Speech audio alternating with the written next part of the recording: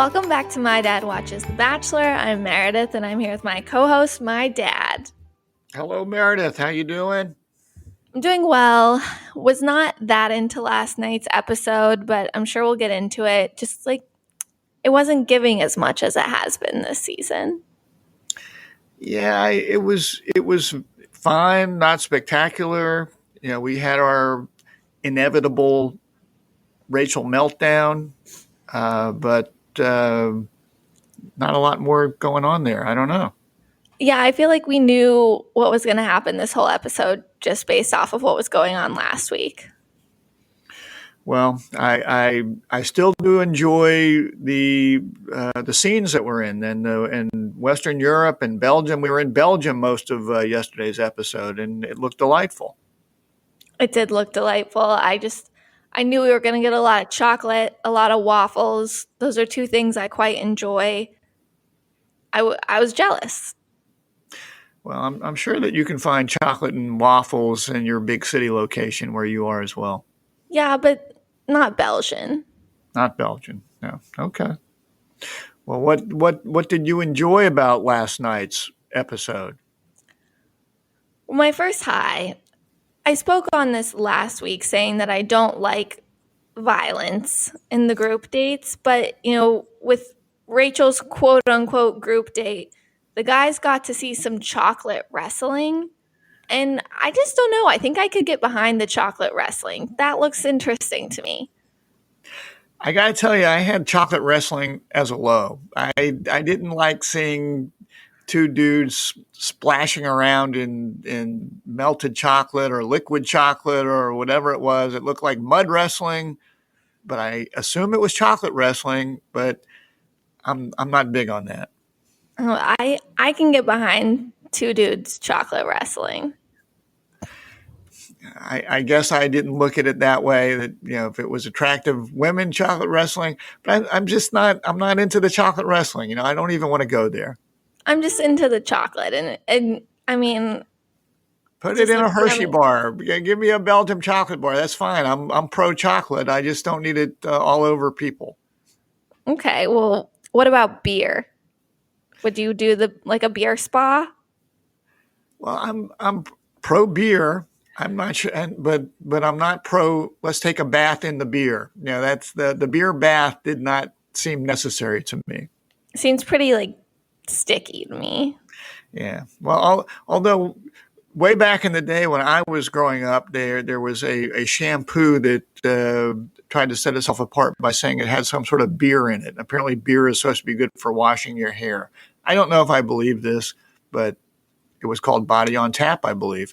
So, I don't think they'll be sponsoring us because I don't think they're still around. But anyway, there used to be that. Well, I guess that goes to show maybe you shouldn't be washing your hair with beer. I guess. There were better things to be doing with beer, yes.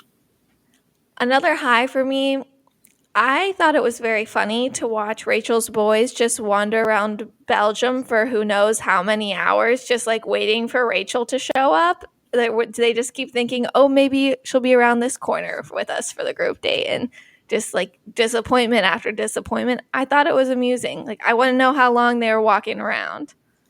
Well, I put down as a high that, and I guess maybe this goes more to Gabby's date, that for the most part, the group date seemed just sort of more normal. We're going to bum around a cool city. I can get down with that. It's a cool looking city. Bruges, Belgium.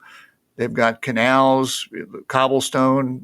It looks very scenic, and that just seemed to be the sort of date that I think the mom and I would enjoy. Of saying, hey, here's a cool town. Let's stroll around. We'll have some waffles, and do some cultural things like that. So there seemed to be a little bit more normalcy toward the group dates, with some exceptions, which I also enjoyed the exceptions. I enjoyed they're playing, and Gabby said they're playing rock, paper, scissors with the loser got slapped with a fish. Now, that's not something I would do with the mom, but I found that entertaining.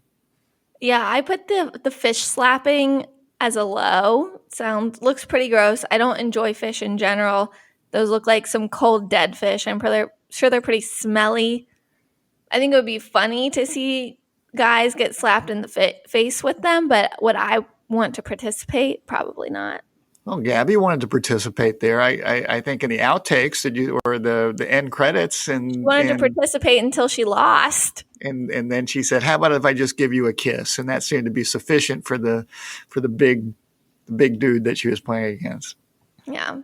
A high for me. I enjoyed watching Nate body some little boys in soccer. I put down that I found it funny just to reemphasize how bad we are at soccer. We normal people from the United States, we grow up playing baseball or basketball, and now more than when I was growing up, people are playing soccer. But when it comes to competing against other nations, we still have so far to go. It reminded me, I when I was in way back in the dark ages, when I was in college, I spent a semester overseas and went to some classes in England and got into a little soccer game. And I figured, I played soccer at PE. This can't be hard. And the guys in England, that's all they do. And they were just like, I was playing goalie and they were just whistling shots by my head. It was rather embarrassing. Well, I'm sure you could have taken them in basketball. I think I could have. I think we played some softball, and I think we held our own there. Well, I enjoyed that. Nate realized that they weren't going to win, so he just started picking kids up and carrying them with him. They can't beat you if they can't touch the ground. There you go. That's good thinking by Nate. I also enjoyed during Gabby's one-on-one. My boy Jason, he's high up on my list of guys I like, and he's a little awkward and quiet, and he went in for an awkward quick kiss with Gabby during the group date. I think it was when the fish slapping was happening or something. And he just looked so proud of himself for getting that awkward kiss in. And I was like, you know what? You go, Jason. It's not like she'll kiss anybody else. She's kissing everybody else. She's not kissing Michael. Well, Michael's toast. So, I guess, sorry, Michael. But she's kissing the big Belgium guy who's got the fish too. So it's not like those kisses are. Those two kisses were on the same level of romance for me. The Jason and the fish boy. Well, I also enjoyed Gabby eating the whipped cream out of the tap or whatever she was doing there. That seemed to be a lot of fun. She seemed like a fun girl. She's the people's bachelorette. I guess she is. I enjoyed her one-on-one with Johnny. I just liked the goofiness between them. It was very lighthearted. I feel like Gabby was really in her element, goofing off with him. And it was just nice to see how happy they were together, even while doing, weird beer spa stuff. Yeah, and I enjoyed that date up until the point where we got into the beer spa. They were doing some beer drinking, some beer tasting. I think Vincent the brewer was there with an impressive handlebar mustache. So I enjoyed the first part of the day, but then the beer spa, they sort of lost me there where we were going to bathe in beer, and I'm not sure what they were massaging each other with. I don't know if it was some sort of barley or malt or something. I don't know. That part didn't look that fun to me. But I liked how much fun they were having with each other. They did seem to be having a fun date. They do have a big age gap. I think Johnny is her youngest guy at 25 and Gabby's 31. So she's having like the young fun time with him. Yeah, and spoiler alert for next week, it looks like she's having some issues with maybe Johnny's maturity level. That's what they want us to think. Who knows though? True. What other highs do you have, if any? The only other one I wasn't sure how to classify this, but Avon, who I guess had the date with Rachel. Correct. And I put him down as a real smooth operator when they were having dinner, and he pulled out this rubber bracelet that he said his mother made and said he wanted Rachel to hold on to it just because she's going through such a difficult time and maybe this would be helpful. And I said, that's a smooth move because it's going to be hard to vote Avon out. And Avon seems to be doing well. I don't think he's in any danger of being voted off right now. But when you give somebody that sort of sentimental gift, that makes it a little more challenging to get rid of them. Yeah, Avon's definitely a top 3 for Rachel, I think. But now that, she's got his mom's homemade bracelet, you got to give that back before you do the dumping, or I guess right after. Or when you do the dumping, it's like, Yeah. here, sorry you can't stay, but here's your bracelet. But I don't think Avon's in any trouble. I'm trying to look up how many men each group has. If it's 5 or 6. I mean, I'm not sure. I think it's like 4 or 5 after last night. I know it's at least 5. Let's see here. I think And we're at 5. and how many go to hometowns? 3 or 4? Or? Typically it's 4, but I imagine it's going to be different this season because we're not going to get 8 hometowns. Yeah. My prediction is that we're going to have 3 at Fantasy Suites again, and then each woman's going to meet 2 families. Because that is the normal progression of relationships. Usually you go to the fantasy suite with someone before you meet their family. Okay, I'll take your word for this. I can't remember, and I don't know what the appropriate courting thing is at this point in time. So fine. Okay. Any other highs before we move to the lows? Let's talk a little bit about lows then. Well, I already talked about getting slapped in the face with the dead fish. My other low was Logan leaving Team Rachel. Solely for the reason of causing Rachel to spiral again, because I'm really over that. And he really just brought her down this whole episode and she was so upset. She canceled the group date, which was just dumb in my opinion. And I'm sure that walking around Belgium with some hot guys and chocolate and waffles would have made Rachel feel better, but she decided to cancel the group date because of stupid Logan. But I think that you have to put some of this on Rachel. Logan came to her. He did his best, to be honest, albeit a little late. And I don't think he said anything offensive. And she just leaped to no one loves me. They're not here for me. It just seemed like she just went from 0 to 60 so quickly into her spiral of the I'm not the appropriate bachelorette. So I sort of saw this more as a low for Rachel than I did for Logan. Okay, I have multiple thoughts here. One, I think Rachel leapt to that conclusion so easily because of how many rejections she's already received during the season. So she's in a very fragile state. She's right on the edge of that cliff and anything's going to push her over. 2, I wrote notes about this later, but now that I know that Logan is a crappy person in real life, I just really dislike everything that he does and says. And so even though he did handle things pretty decently, I've decided I'm done with him. And that,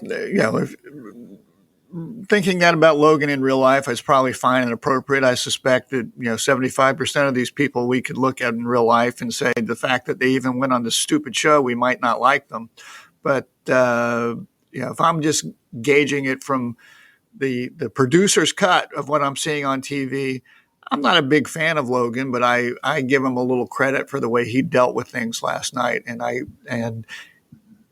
have no doubt that Rachel is fragile, and I know what you're saying, and that there were people that did not accept roses from her, so she's in a fragile state.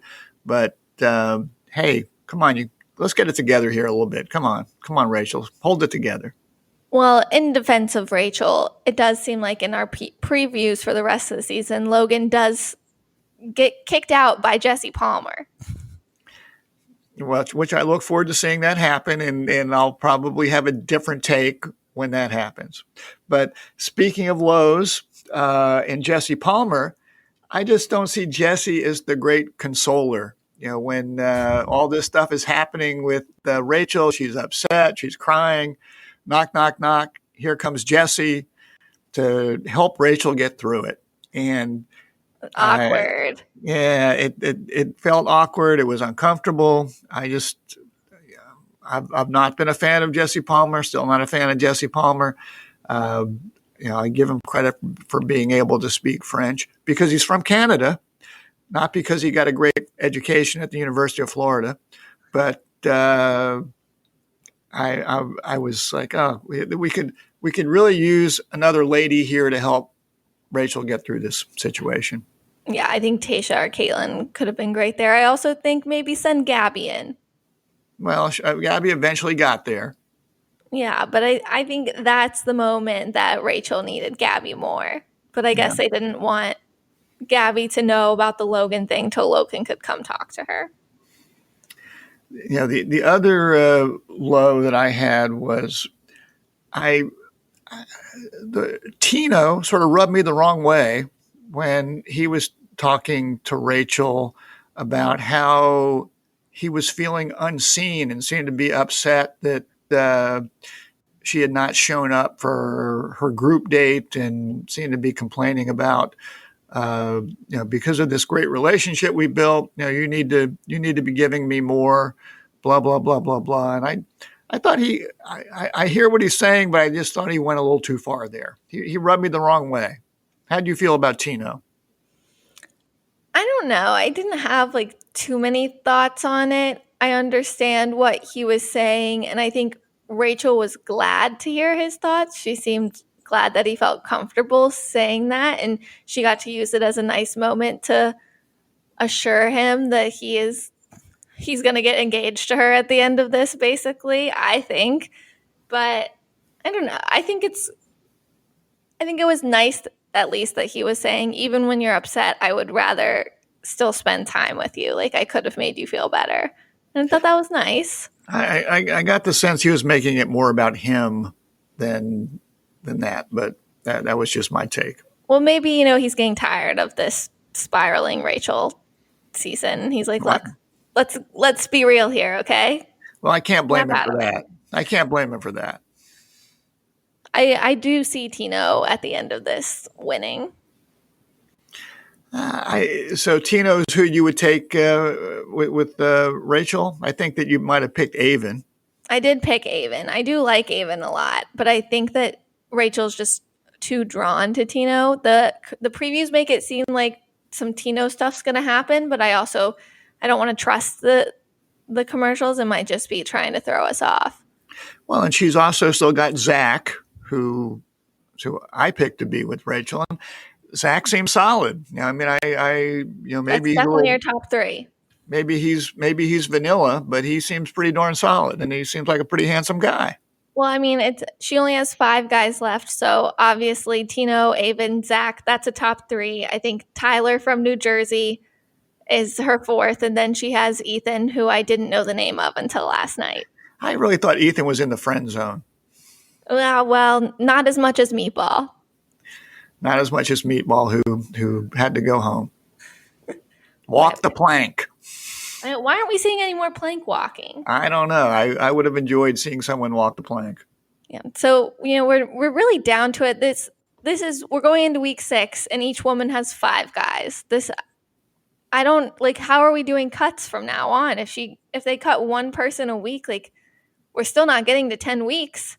This thing goes on for 10 weeks? Usually it's 10 weeks. Yeah. Okay. I don't know. I'm just here to provide expert analysis. I don't do the planning.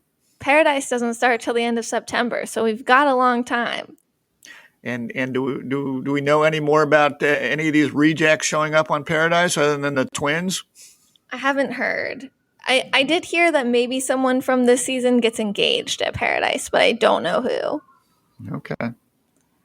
All right. Any other lows? Nope, I'm good. Okay. My right reason, I have 2.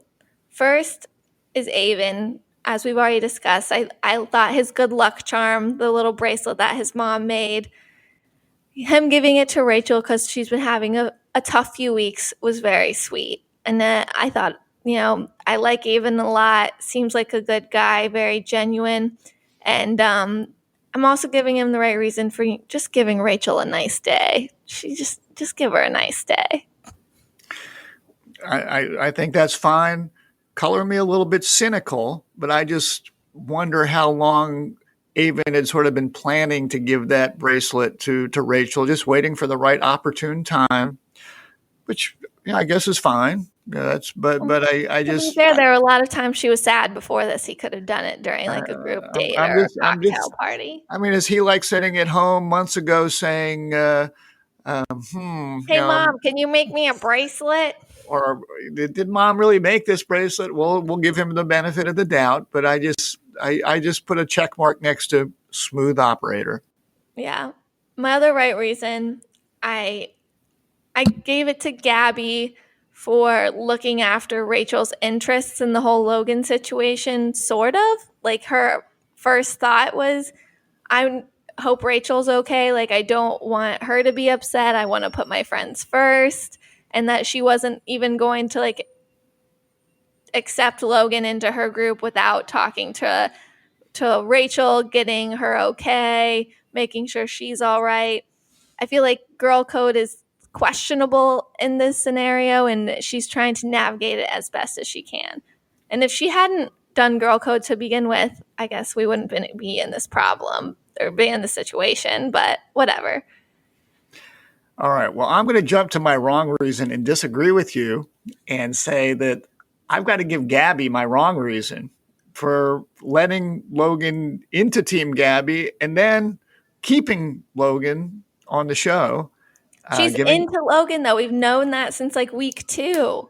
I think you got to stand by your friends, and I think she's given lip service to it, but ultimately, you saw the way Rachel was shooting daggers at Logan as he walked off with his rose, and I just don't think Gabby is living up to the girl code or the friend code. So I found it to be lip service. So I'm giving my wrong reason to Gabby this week because I think she should have took a tougher stand on Logan. She's got several good guys that she can choose from. Nate seems to be in the lead over there, but whatever. So I disagree with you. There's just so much you can do to put your friends first before you got to put your foot down and be like, this is my love story as well. I had interest in this guy. He has interest enough in me to make this bold move. I'm going to give him a shot.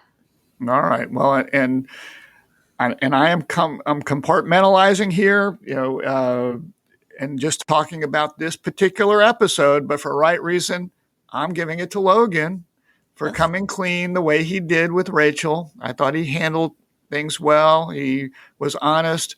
Of course, the timing of his honesty is somewhat questionable as once we're already on the cruise ship and having a grand time in Europe.